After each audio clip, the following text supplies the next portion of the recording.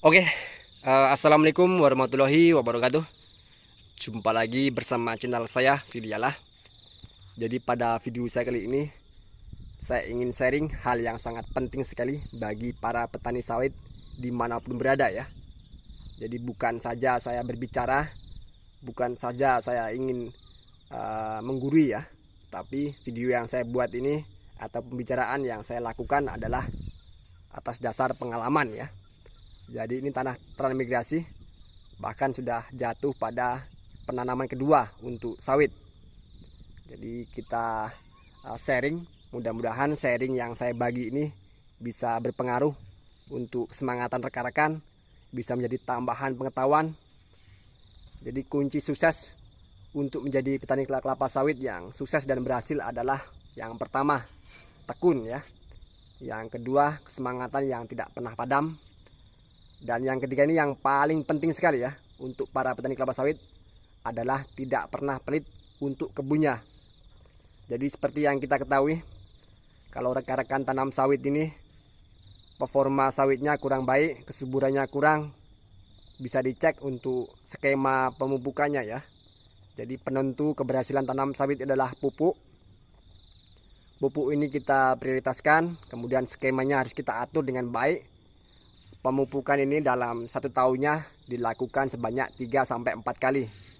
Nah itu, kalau masalah pupuk ini yang penting dipupuk, disesuaikan dari penghasilan kita. Kalaupun kita tidak bisa membeli pupuk yang mahal, kita bisa membeli pupuk yang murah. Tergantung dari penghasilan, kalau memang lagi banyak dapatnya kita berikan pupuk yang baik. Kalau memang pendapatannya masih kecil, kita berikan pupuk sesuai penghasilan kita ya. Yang penting atau intinya sawit ini tidak pernah putus dengan namanya pupuk ya. Sekalipun pupuk sawit ini pupuk yang murah tidak masalah, yang penting dipupuk ya. Untuk hal yang paling penting dalam menjadi petani kelapa sawit. Sebenarnya untuk sawit ini walaupun tidak kita pupuk akan tetap tumbuh, akan tetap berbuah, cuman bisa dipastikan ya untuk performa buahnya kurang diharapkan tentunya. Pasti kecil-kecil, untuk pokok sawitnya juga cungkring, perawakannya kecil, jadi itu akan membuat sia-sia dalam perjuangan kita ya.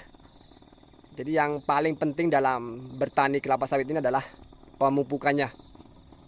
Kemudian dilanjut dengan penanganan gulma. Gulma ini sama seperti pemupukan ya. Setahun kita lakukan 3-4 kali juga. Kalau kebun kita ini bersih, tentunya kita akan lebih bersemangat lagi dalam pergi ke kebun ya. Tapi kalau kebunnya rimbun, kemudian banyak semaknya, banyak rumputnya, tebal, tentunya kita akan merasa malas ya. Kemudian untuk aktivitas panen ataupun lainnya akan membuat kesemangatan kurang ya. Tapi kalau kebunnya bersih, tentunya akan sesering mungkin kita ya datang ke kebun untuk mengontrol seperti itu. Jadi tentunya kesemangatan dan tidak pernah pelit itu diwajibkan di dalam berkebun kelapa sawit ya untuk rekan-rekan semua. Dan saya ingatkan kembali untuk rekan-rekan, jadi bukan saya menggurui, barangkali ada pertanyaan mengenai perkebunan sawit, penanganan hama, pemupukan dan lain sebagainya tentang sawit, varietas sawit, saya pasti buatkan videonya jika ada permintaan dari kolom komentar ya mengenai pembahasan review varietas sawit.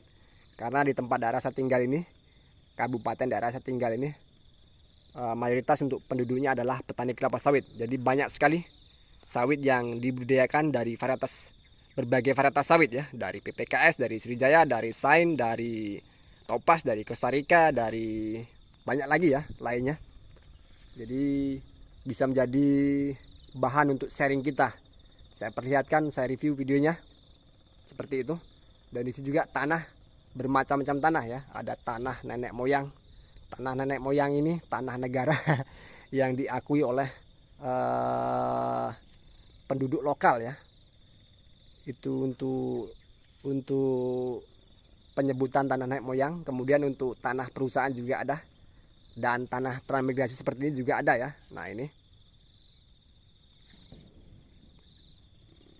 jadi saya sempatkan, saya berikan setempat untuk rekan-rekan barangkali ada yang minta direviewkan varietas sawit ataupun bagaimana tentang sawit, saya usahakan dibuatkan videonya seperti ini ya. Ini. Jadi kembali lagi ke pembahasan kita mengenai kunci sukses menjadi petani kelapa sawit dan berhasil ya. Tadi jangan dilewatkan untuk para semua petani kelapa sawit. Yang pertama ini tekun, yang kedua kesemangatan yang tak pernah padam dalam merawat kebun kita, dalam menjaga kebun kita, dan yang ketiga kita tidak pernah pelit dengan yang namanya pupuk untuk kebun sawit kita ya. Kalau kita tidak pernah pelit, mudah-mudahan setiap pokok ini memberikan hasil yang terbaik untuk kita, karena kita sudah baik, tidak pelit memberi makan tentunya untuk performa sawitnya, dari mulai performa pokok, dari mulai performa buahnya bisa kita harapkan ya.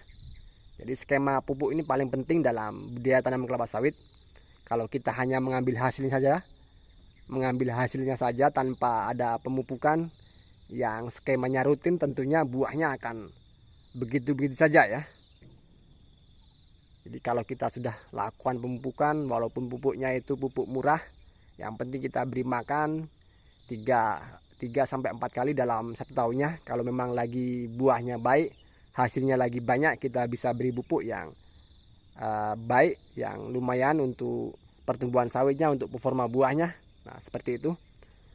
Di Indonesia ini juga banyak jenis sekali jenis pupuk, dari pupuk majemuk, pupuk tunggal, dari pupuk organik, banyak sekali tersedia ya.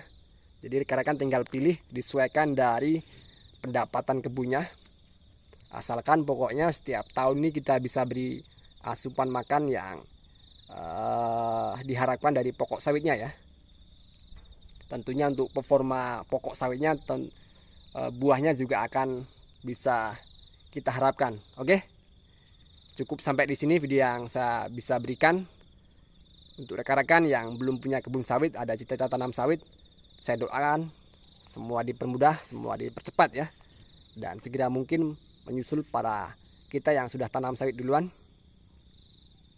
Dan yang sedang tanam sawit, saya doakan pertumbuhannya subur, pertumbuhannya baik, aman dari segala jenis hama, nanti hasil panennya bisa selalu melimpah ya. Untuk doa saya untuk rekan-rekan yang sudah tanam sawit, selamat bergabung, salam sukses, salam petani kelapa sawit. Dan saya akhiri untuk video saya kali ini. Saya ucapkan terima kasih yang sudah sempatkan nonton, sempatkan hadir. Apabila ada pertanyaan, ingin dibuatkan videonya, saya usahakan bila ada waktu saya buatkan videonya ya. Dan saya ucapkan mohon maaf apabila dalam sharing ini ada kekurangan, ada tutur kata yang kurang berkenan, saya ucapkan mohon maaf. Niat saya sharing, niat saya berbagi pengalaman. Jadi dengan sharing ini saya buat video, nanti bisa rekan-rekan komentar dan kita bahas bersama ya untuk problem yang ada. Oke.